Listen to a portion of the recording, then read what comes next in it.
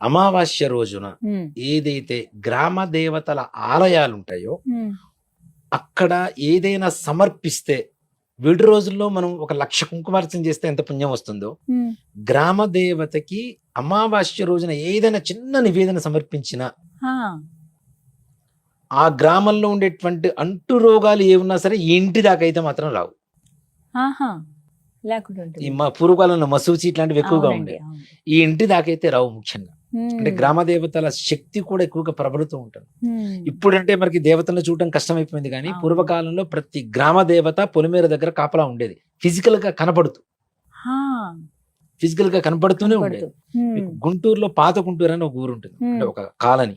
ఉమ్, పురాతన గర్తపురి అంటారు. గర్తము అంటే గుంట, ఉమ్, గుంటల ఊరు గుంటలు ఊరు అయిపోయింది అది. ఉమ్, పాత గుంటూరు అని ఉంటుంది. పాత గుంటూరులో కోట ఉండేది. ఉమ్, ఆ కోట మీద అంకమ్మ తల్లి అని చెప్పి మా తాతలు చెప్పినటువంటి మాటలు ఇవి. ఉమ్, ఆవిడ అంటే రాత్రిపూట 8:30, 9 గంటలు దాటిన తర్వాత ఉమ్.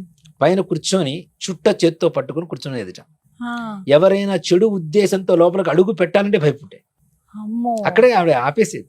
ఆ, వీళ్ళందరూ కూడా ఉమ్, ఆవిడని చూసాము అని చెప్పి మా తాతలు చెప్పారు చాలా మంది. బా